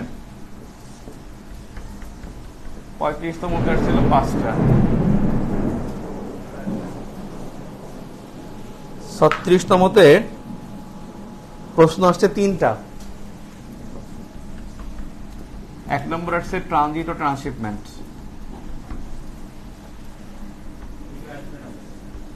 হ্যাঁ, ওটা আমি বোঝার জন্য বলতে কি বোঝায়, সেম কোশ্চেনটাই আসছে, তার মানে এটা অলরেডি আলোচনা করেছি। এরপরে আসছে সন্ত্রাস বিরোধী, এটা একটা মানে সাম্প্রতিক কোশ্চেন ছিল। সন্ত্রাস বিরোধী ইসলামিক সামরিক জোট, ইসলামিক সামরিক জোট IMCTC, ইসলামিক সামরিক জোট, যেটাকে বর্তমান নাম IMCTC, তখন ছিল IMA, ইসলামিক মিলিটারি অ্যালায়েন্স, এখন তো হলো Islamic military counter terrorism coalition, এখন তো এটা, আগে ছিল IMA। এই জেট সম্পর্কে লিখতে বলছে, এবং এই প্রশ্নটা সম্পর্কে লিখুন। দেখেন এই প্রশ্নটা, IMCTC প্রতিষ্ঠা হয়েছে 2015 সালে, 15 সালের ডিসেম্বর, তো সম্ভবত 4 ডিসেম্বর। তখন মানে জাতিসংঘের মহাসচিব মাননীয় প্রধানমন্ত্রীকে ফোন করেছে এবং সৌদির বাদশাহ ফোন করেছিল। এবং আপনারা জানেন 2015 সালে বাংলাদেশের মানে শ্রমিক 8 সালের পরে, 7 বছর পরে সৌদি আরবে বাংলাদেশের শ্রমিক গিয়েছিল 15 সালে। তখন যখন শেখ হাসিনাকে বলে যে IMCTC-তে বা IMA ওখানে জয়েন করো, তখন সে বাংলাদেশের প্রবাসী শ্রমিকদের নিয়ে কথা বলছে, যে কারণে আমাদের পথ সুগম হয় এবং আমরা সুন্নি মুসলিম দেশ হিসেবে আমরা ইসলামিক মিলিটারি অ্যালায়েন্সে একবারে প্রতিষ্ঠাকালীন সদস্য। যখন 34টা দেশ সদস্যপদ লাভ করে, তার মধ্যে বাংলাদেশ একেবারে প্রতিষ্ঠাকালীন সদস্য ছিল। বেসিক্যালি 15 সালে হয়, আর এই 36তম পিডিটা হয়েছিল, রিটার্ন হয়েছিল সেপ্টেম্বরে 2016 সালে। 16 সালের সেপ্টেম্বরে 1 তারিখে পরীক্ষা হয়েছিল, আমার মনে আছে। 1 সেপ্টেম্বর 2016-তে এখানে রিটেন পরীক্ষা হয়, আর 30 সেপ্টেম্বর ছিল 37তম প্রিলি। তো দেখেন তখন এটা একেবারে ইম্পর্টেন্ট ছিল, এই জন্য পরীক্ষা আসছে। এখন এটা গুরুত্ব হারিয়েছে। এখন যদি আসে, সেটা আসতে পারে I2U2, এখানে আসতে পারতো কোয়াড এবং I2U2। কোয়াড কিন্তু চলে আসছে অলরেডি, অলরেডি চলে আসছে। তার মানে এখন কোয়াডের গুরুত্ব তেমন একটা নাই, কিন্তু দূরত্ব এখন কোনটা, সেটা হলো I2U2, যেটা 2022 সালে প্রতিষ্ঠা হয়েছে। I2U2 2022 সালে 14 জুলাই প্রতিষ্ঠা হয়, এবং I2U2-র মধ্যে I দিয়ে 2টা, একটা ইন্ডিয়া আর একটা ইসরায়েল, আর U দিয়ে 2টা, একটা UAE সংযুক্ত আরব আমিরাত আর একটা USA। এই 4টা দেশের মধ্যে একটা জোট, যেটা ছিল joint investments and new initiatives, joint investments and new initiatives সংক্রান্ত নতুন বিষয়। এবং এর মধ্যে 6টি বিষয়কে গুরুত্ব দেওয়া হয়, যের মধ্যে অন্তর্ভুক্ত থাকবে 6টি বিষয়। একটা হলো ওয়াটার এনার্জি, এর অন্তর্ভুক্ত সহযোগিতার বিষয়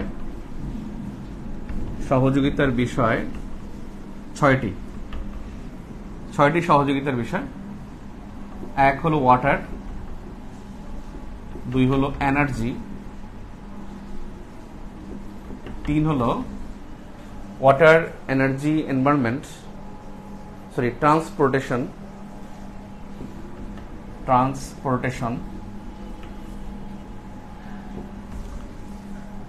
'ট্রান্সপোর্টেশন, স্পেস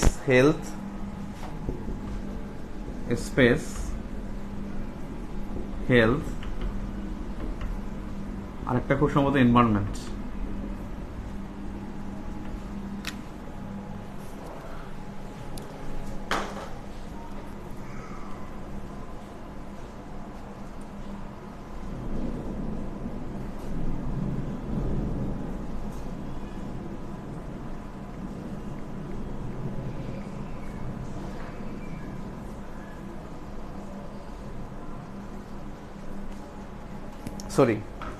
এনভায়রনমেন্ট নয়, ফুড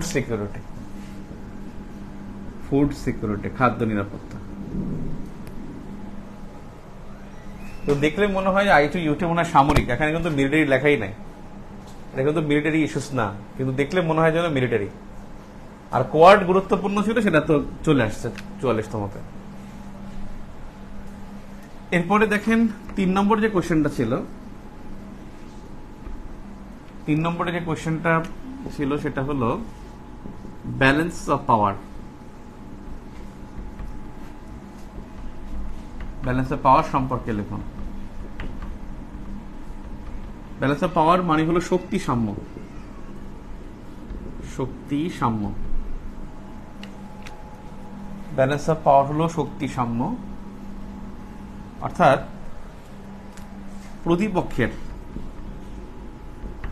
প্রতিপক্ষের শক্তির সমতা অর্জন, এই অর্জনের প্রতিযোগিতাকে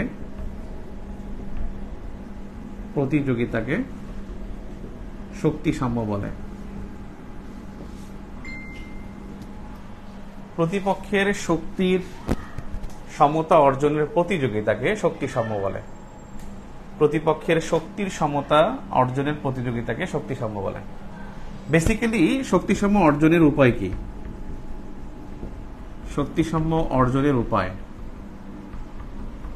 হলো 1 নম্বরে হলো, যেমন হতে পারে যে সামরিক জোট গঠন।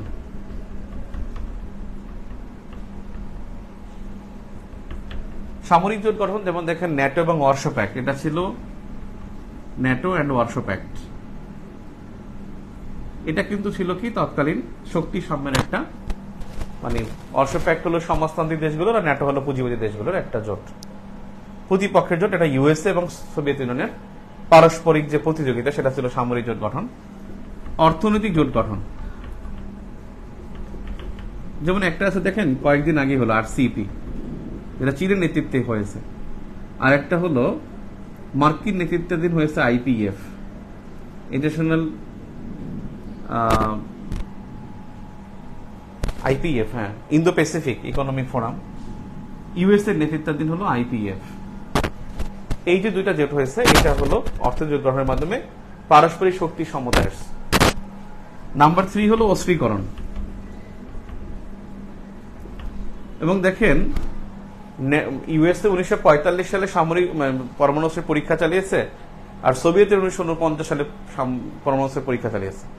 তাহলে এই যে পরমাণু অস্ত্রের পরীক্ষা, যে পরমাণু অস্ত্র দুই পক্ষ যে বানিয়েছে, এই পরমাণু অস্ত্র 1945 করেছে ইউএসএ অ্যান্ড 1949 করেছে সোভিয়েত ইউনিয়ন, ইউএসএসআর। এটা কিন্তু শক্তি সাম্য অর্জনের উপায়। নাম্বার 4 যেটা, সেটা হলো যে নিরস্ত্রীকরণ। দেখেন ইউএসএ এবং ইউএসএসআর দুই পক্ষই কিন্তু নিরস্ত্রীকরণের জন্য কয়েকটা চুক্তি করছে। একটা এবিএম চুক্তি করেছে, এবিএম ট্রিটি 1972। তারপরে করেছে সল্ট, এসিএলটি সল্ট 1972, স্টার্ট 1991। এই যে চুক্তিগুলো করেছে, এই চুক্তিগুলো হলো বেসিক্যালি কি, এগুলো হলো নিরস্ত্রীকরণ। তার নিরস্ত্রীকরণের মাধ্যমে কি হয়, উভয় পক্ষ তার শক্তি সমতায় চলে আসে, কারণ তারা ট্রান্সশিপমেন্টটা বুঝেন নাই। আল্লাহ রে,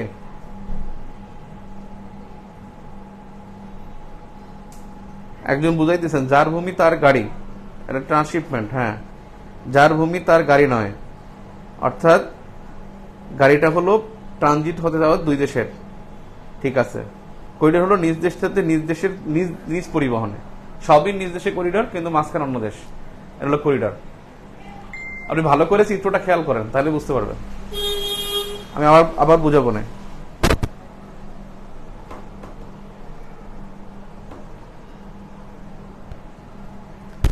ইউএসএ নিজেরা নিজেদের পারমাণবিক শক্তি সাম্য বৃদ্ধি করতেছে, কিন্তু ইরানকে আইএইই এর মাধ্যমে পারমাণবিক শক্তি বাড়াতে বাধা দিচ্ছেন। কোন যৌক্তিক কারণে? এটা কিন্তু বলা হয় নিউ রিয়েলিজম, নব্য বাস্তববাদ। কারণ সে তো হলো স্ট্যান্ডিং মেম্বার অফ কি, ইউএনএসসি সিকিউরিটি কাউন্সিল, সে স্ট্যান্ডিং মেম্বার, সে তো করতেই পারবে। কথা হয়েছে যে আমরা পারবো, অন্য কেউ পারবে না। এখন বিষয় হচ্ছে শক্তি সাম্য অর্জনের উপায় 4টা: জোট গঠনের মাধ্যমে, নিরস্ত্রীকরণ, অস্ত্রীকরণের মাধ্যমে। এই জোটের মধ্যে দুইটা, একটা সামরিক জোট, একটা অর্থনৈতিক জোট। এখন বিষয় হলো যে শক্তি সমতায় আসা, এর ফলটা কি, রেজাল্টটা কি? এর রেজাল্ট দুইটা হয়। রেজাল্ট হলো দুইটা। একটা বিষয় হলো, আমি এটা ঠিক করে দিই, অস্ত্রীকরণ যেটা, এটা কি বলা হয়, balance of terrorism. Balance of terrorism যখন উভয় পক্ষ অস্ত্র তৈরি করে, অস্ত্র তৈরি করে, তখন কি হয়, তখন বেসিক্যালি কি হবে, যে অস্ত্র তৈরি করলে তখন ব্যালেন্স অফ টেরোরিজম বলে বা সন্ত্রাস সাম্য। অর্থাৎ এখন যেটা হচ্ছে যে চায়না এবং ইউএসএ দুই দেশই ধরেন আপনার বিভিন্ন ধরনের অস্ত্রের পরীক্ষা চালাচ্ছে। ইন্ডিয়া অগ্নি-5 ক্ষেপণাস্ত্রের পরীক্ষা চালাইছে, চেঞ্জ-2 ক্ষেপণাস্ত্রের পরীক্ষা চালাইছে চায়না। এই যে ইন্ডিয়া চায়নার মধ্যে যে অস্ত্রের পরীক্ষা, এটা হলো ব্যালেন্স অফ টেরোরিজম, এটা হলো সন্ত্রাস সাম্য। যদি বলা হয় যে সন্ত্রাস সাম্য কি, তাহলে বুঝতে পারবেন অস্ত্রীকরণ। ঠিক আছে, এখন একটা বিষয় হলো যে শক্তি সাম্য অর্জন করতে গিয়ে পৃথিবীতে শক্তি সাম্য আসলে জরুরি কিনা, শক্তি সাম্যের ইম্প্যাক্ট কি, শক্তি সাম্য না হলে কি হয়, এরকম প্রশ্ন হতে পারে। শক্তি সাম্য জরুরি কেন? একটা হলো জরুরি হলো এর ফলে কি হয়, এর ফলে হলো যে জরুরি হওয়ার ফলে মানে যেটা হয় সেটা হলো ডেটারেন্স কার্যকর হয়। শক্তি সাম্য অর্জন হলে ডেটারেন্স কার্যকর হয়। এখন আপনি বলবেন যে ভাই ডেটারেন্স কি? ডেটারেন্স ইজ মানে বিগ কনসেপ্ট অফ রিলেশনসের মধ্যে, কিন্তু এখন পর্যন্ত ডেটারেন্স কনসেপ্টটা পরীক্ষা আসে না। ডেটারেন্স মানে হলো যে ডেটারেন্স কনসেপ্টের মানে বিষয়টা হলো যে বিরতকরণ। ডেটারেন্স মানে হলো বিরতকরণ কি? এই বিরতকরণটা হলো যে, যেমন একটা জিনিস দেখেন, আমি যদি আপনাদেরকে বলি যে ক্লাসে গেলাম, আমি ধরেন একটা পিস্তল নিয়ে গেলাম, আমি বললাম যে হাসবে তাকে আমি গুলি করবো। পিস্তল, আপনি হাসতেছেন, আমি একটা গুলি করে দিচ্ছি একজনকে। তাহলে আমি যদি একজনকে গুলি করে দিই, তাহলে কেউ আর হাসবে? কেউ হাসবে না। আমি যত হাসি কথাই বলি, কেউ হাসবে না। কারণ গেলাম, আপনারাও ক্লাসে আসলেন, আপনারা কি করলেন, সবাই একটা করে অস্ত্র নিয়ে আসলেন, আমি একটা অস্ত্র নিয়ে গেলাম। এখন আমি যদি আপনাকে গুলি করতে যাই, যে হাসছো কেন, গুলি করব, আপনি আমাকে একটা অস্ত্র দেখাবেন। এখন আমি যদি অস্ত্রটা গুলি করি, তাহলে আমি জানি যে আপনি আমাকে আবার আপনার অস্ত্র দিয়ে গুলি করবেন। তাহলে আলটিমেটলি কি আমি কি বলবো, যে আসলে আমাদের সকলেই হাসা উচিত, হা হা হা, আমি নিজেও তখন হাসবো। আসলে কথাটা কি ছিল প্রথমে, যে হাসলে গুলি করব। এখন আপনার কাছেও অস্ত্র, আমার কাছেও অস্ত্র। এখন আমি নিজেই বলবো যে আপনারা সবাই হাসেন, কারণ আমি আপনাকে গুলি করতে গেলে আপনি আমাকে গুলি করবেন। আরো সহজে বোঝায়, সেটা হলো আমি আপনাকে একটা থাপ্পড় দিতে গিয়ে যদি 2টা থাপ্পড় খাওয়ার আশঙ্কা থাকে, তাহলে আমি কি আপনাকে একটা থাপ্পড় দেবো? কখনোই দেবো না, কারণ আমি একটা থাপ্পড় দিলে আমি 2টা থাপ্পড় খাইতে পারি, আশঙ্কা আছে, এই জন্য আমি আর একটা থাপ্পড় দিব না। এখন দুই পক্ষের মধ্যে যদি পরমাণু অস্ত্র থাকে, তাহলে আলটিমেটলি কি হয়, ডেটারেন্সটা কার্যকর হয়। এটাকে বলে নিউক্লিয়ার ডেটারেন্স। নিউক্লিয়ার ডেটারেন্স মানে হলো, দেখেন ইন্ডিয়া পাকিস্তান পরস্পরকে প্রচুর ধমকায়। আপনি কি যুদ্ধ হইতে দেখছেন 99 সালের পরে? যুদ্ধ হয় না। কারণ যুদ্ধ হয় না কি, ইন্ডিয়া ভালো করে জানে যে ওর হাতে পরমাণু অস্ত্র আছে, আমি যদি অ্যাটাক করি, ও পরমাণু অস্ত্র দিয়ে আমাকে অ্যাটাক করবে। তাহলে ইন্ডিয়ারও পরমাণু অস্ত্র আছে, পাকিস্তানের পরমাণু অস্ত্র আছে, চায়নারও পরমাণু অস্ত্র আছে, ইউএস এর পরমাণু অস্ত্র আছে, রাশিয়ারও পরমাণু অস্ত্র আছে, ইউএস এর পরমাণু অস্ত্র আছে। কিন্তু কেউ আক্রমণ করে না, কারণ দে নো ভেরি ওয়েল যে if I strike him first, then he will be striking me first, মানে স্ট্রাইকিং মি হার্ডার। আমি যদি তাকে প্রথম আক্রমণ করি, তাহলে সে আমাকে বেশি আক্রমণ করতে পারে। এই জন্য কি হয় না, শক্তি সাম্য বজায় থাকলে কেউ আক্রমণ করতে যায় না। আপনি দেখবেন যারা খুব পাওয়ারফুল, তারা কিন্তু কখনো কি করে না, মানে আক্রমণে যায় না।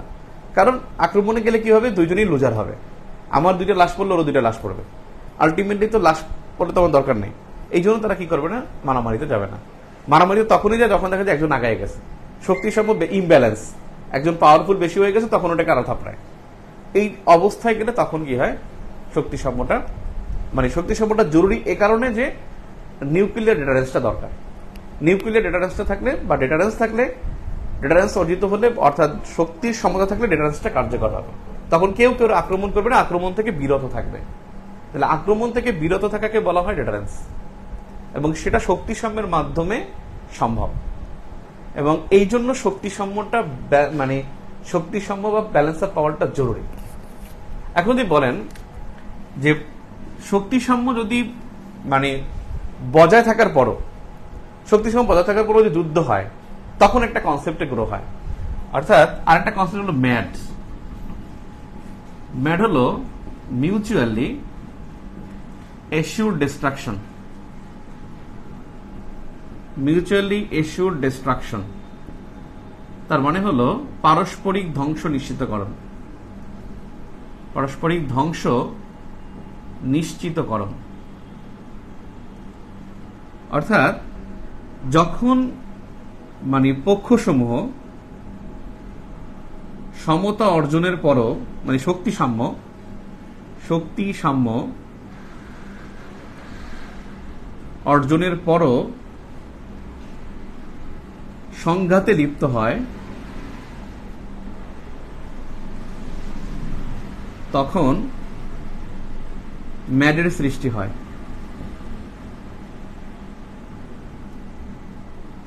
পক্ষসমূহ শক্তিসাম্য অর্জনের পরও সংঘাতে লিপ্ত হয়, তখন ম্যাডের সৃষ্টি হয়। শক্তিসাম্য অর্জনের পরও যদি যুদ্ধে লিপ্ত হয়, তখন ম্যাডের সৃষ্টি হয়। ব্যাপারটা কি? ব্যাপারটা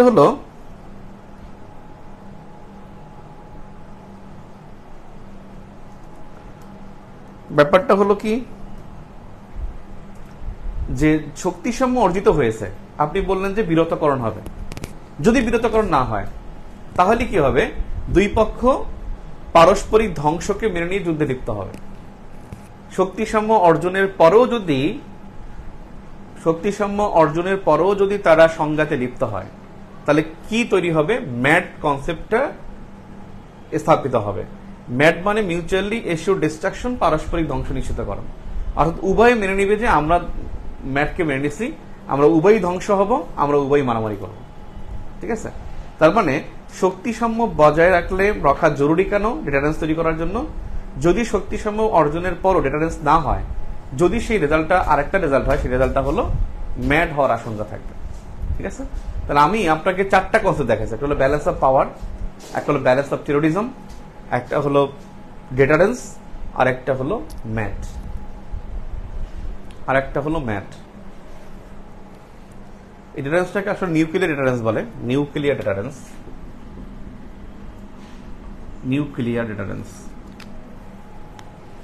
আমি একটা প্রশ্ন করে এখন উত্তর দেন। হ্যাঁ, আমার প্রশ্নটা হলো,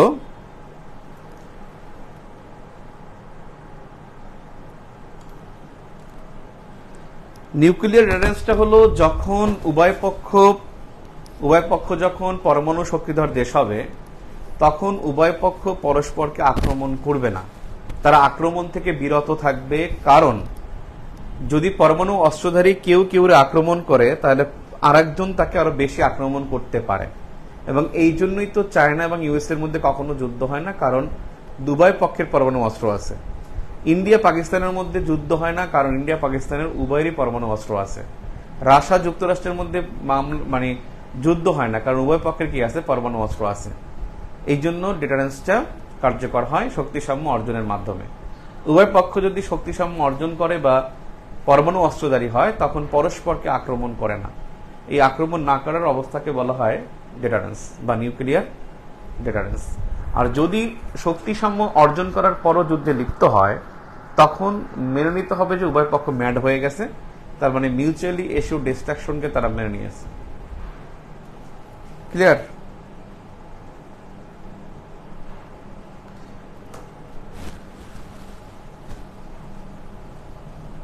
একজন প্রশ্ন করছেন যে তাইওয়ান প্রণালীর আশেপাশে চীনের সামরিক মহড়া কিসের অন্তর্ভুক্ত হবে?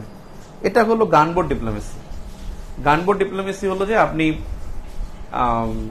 মানে এটাকে গানবোট ডিপ্লোমেসি। এখন যদি তাইওয়ানের সাথে কোনো করে, মানে কোনো নেগোসিয়েশন করে, আর যদি এরকমের অবস্থা সৃষ্টি করে, তখন হবে সেটা মানে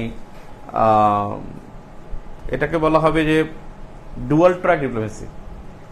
ডুয়াল ট্র্যাক ডিপ্লোমেসি বলা হবে যে একই সাথে নেগোসিয়েশন, একই সাথে প্রেশার এবং নেগোসিয়েশন দুইটা একসাথে কাজ করলে তখন তাকে বলা হয় ডুয়াল ট্র্যাক ডিপ্লোমেসি। আর এখানে যেটা হচ্ছে যে তাইওয়ানের আশেপাশে সামরিক মহড়ার মাধ্যমে হলো গানবোট ডিপ্লোমেসি। গানবোট ডিপ্লোমেসি হলো যে আমার পাওয়ারটা দেখানো, শো করা, তুমি যদি কিছু বলো তাহলে এখান থেকে তোমাকে একটা মারি দেবো। এটাকে গানবোট ডিপ্লোমেসি বলে। গানবোট ডিপ্লোমেসি মানে থ্রেট দেয়া, থ্রেট। আর এই গানবোট ডিপ্লোমেসি আবার ডিটারেন্সের কাজে লাগে। ডিটারেন্সের বিষয়টা একটু আমি আপনাদেরকে আরেকটু বুঝাই। নিউক্লিয়ার ডিটারেন্স বুঝছেন যে দুই পক্ষের যদি নিউক্লিয়ার অস্ত্র থাকে, তাহলে পরস্পরকে আক্রমণ থেকে বিরত থাকবে। এর ফলে নিউক্লিয়ার ডিটারেন্সটা মানে প্রতিষ্ঠিত হবে। ডেটারেন্স কার্যকরের উপায়, ডেটারেন্স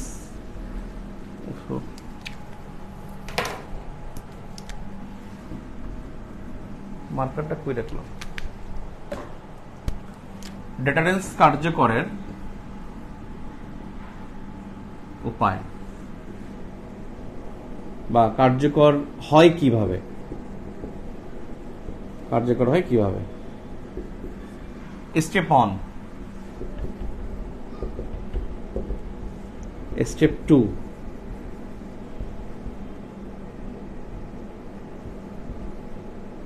স্টেপ 3, স্টেপ 4। স্টেপ 1 হলো মেসেজ, মেসেজ বা বার্তা প্রদান, বার্তা প্রদান। এটা কেমন, যেমন ধরেন আমি ডেটারেন্সটা বলি, ধরেন মিয়ানমার, মিয়ানমার যে কাজটা করতেছে, মিয়ানমার আমাদের রোহিঙ্গাদেরকে পুশ করতেছে, রোহিঙ্গাদের পুশব্যাক করে, পুশব্যাক করে আমাদের এখানে পাঠাচ্ছে, পুশ করে রোহিঙ্গাদের পাঠাচ্ছে। এখন আমরা এটাকে থামাতে চাই, থামানোর জন্য আমরা কি বলবো, বলবো যে একটা মেসেজ দিব।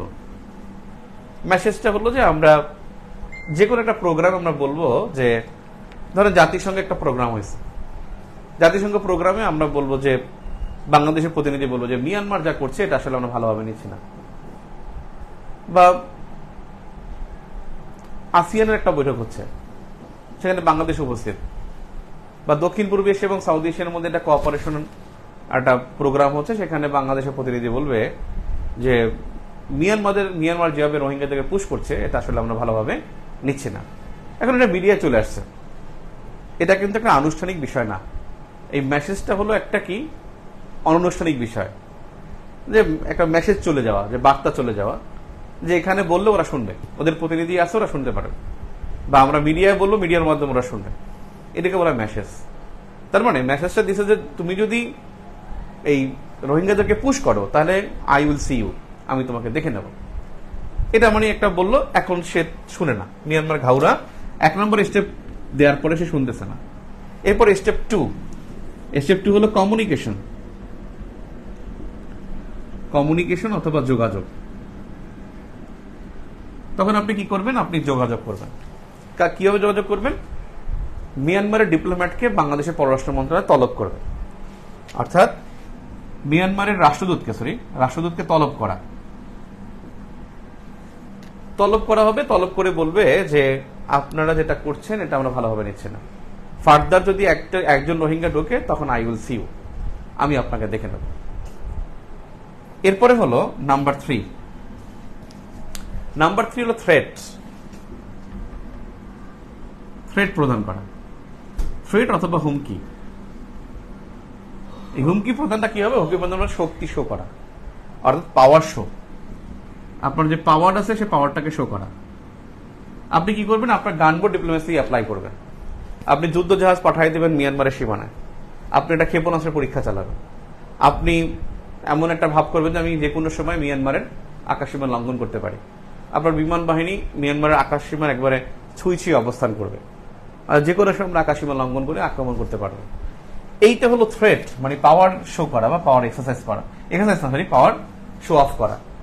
এবং যখন আপনি এটা শো অফ করবেন দেন তারা বুঝে নিবে যে আসলে এটা হুমকি হিসেবে নেবে।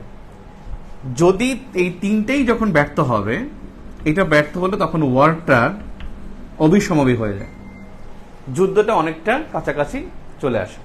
এবং এই নাম্বার 4-এ তখন তারাকে বলা হয় সার্জিক্যাল অ্যাটাক,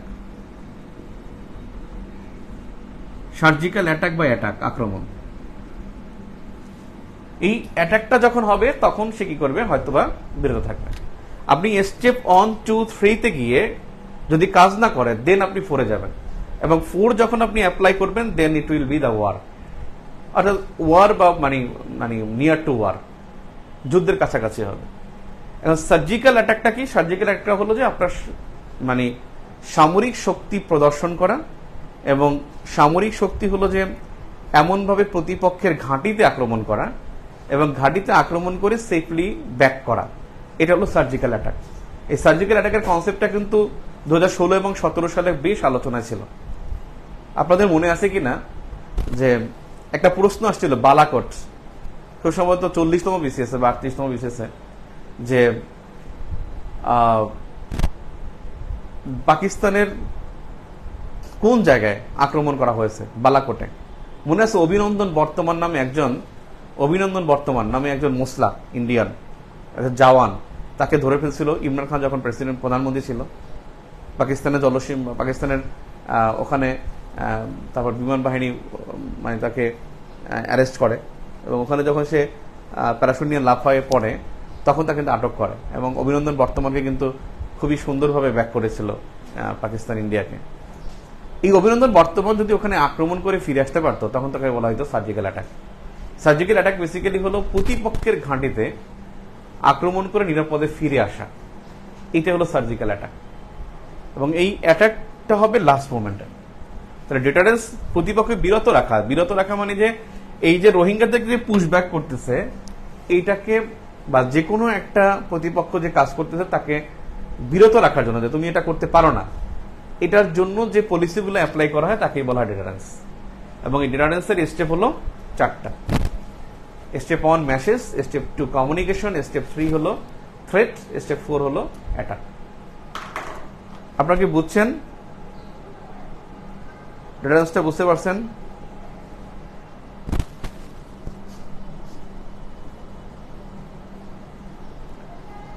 আবহাওয়া খুবই খারাপ, এই জন্য নেটের প্রবলেম হচ্ছে, খুবই আবহাওয়া খারাপ।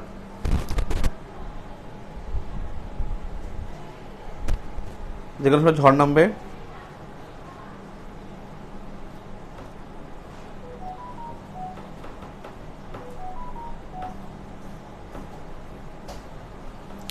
হ্যাঁ, মিয়ানমার আকাশসীমা লঙ্ঘন করেছিল 17-18 সালে। তখন বাংলাদেশ যে বারবার রোহিঙ্গা ইস্যু নিয়ে কথা বলতেছিল সেটার জন্য 18 বা 19 বার আকাশসীমা লঙ্ঘন করেছিল। এখন ওখানে কিন্তু পুরো প্ল্যানেট ছিল, মিয়ানমারের প্ল্যানেট ছিল যে একটা যুদ্ধ বাধাই দেয়া। এবং বাংলাদেশের যেটা করছিল যে বাংলাদেশ এখানে খুব ধৈর্যের পরিচয় দিয়েছে। বঙ্গবন্ধু কন্যা তিনি বুঝতে পারছেন যে এখানে কোনো ডিসমেন্টাল কিছু হতে পারে। 18 সালে ইলেকশন, 2018-তে ইলেকশন, 17-18 সালে ঘটনা ঘটেছে। কিন্তু যেটা করছে যে মানে প্রধানমন্ত্রী কিন্তু এখানে খুব ধৈর্যের পরিচয় দিয়েছেন। বাংলাদেশের মিডিয়ায় কিন্তু এটার অ্যাটাক মানে রিপ্লাই দিতে চেয়েছিল, রিপ্লাই কিন্তু দিতে দেন নাই, উস্কানি দেন নাই। তো ওই সময়ের জন্য আমাদের ছিল পুলওয়ামা ইনসিডেন্ট। মানে কি পুলওয়ামা তো সেটা তো হলো 2016 সালে, আর বালাকোটে ঘটনা ছিল 18 সালে। পুলওয়ামা এটা ওই উরি সেনা ছাউনি 2016 সালে সেপ্টেম্বর মাসে ওখানে সেনা ছাউনিতে আক্রমণ করেছিল, ওটা সার্জিক্যাল অ্যাটাকের অন্তর্ভুক্ত ছিল। আবার অভিনন্দন বর্তমান যে অ্যারেস্ট হয়েছে ওটাও সার্জিক্যাল অ্যাটাকের অন্তর্ভুক্ত ছিল, কিন্তু সার্জিক্যাল অ্যাটাকটা হয় নাই, সফল হয় নাই। এসএসএফ ফোর্স প্রবেশ করে সাধারণ জনগণের ক্ষতি এড়িয়ে শত্রু বিনাশ করা, রাইট।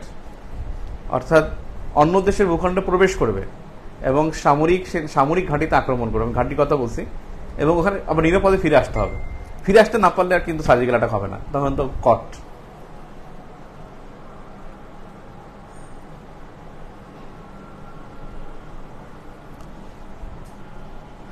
তাহলে 36তম বিষয়টা দেখলাম, এবারে 37। আপনাদের সাথে আবার দেখা হবে 9:30টায়, আসরের নামাজ রাত 9:30টায় আবার দেখা হবে ইনশাল্লাহ। আল্লাহ হাফেজ।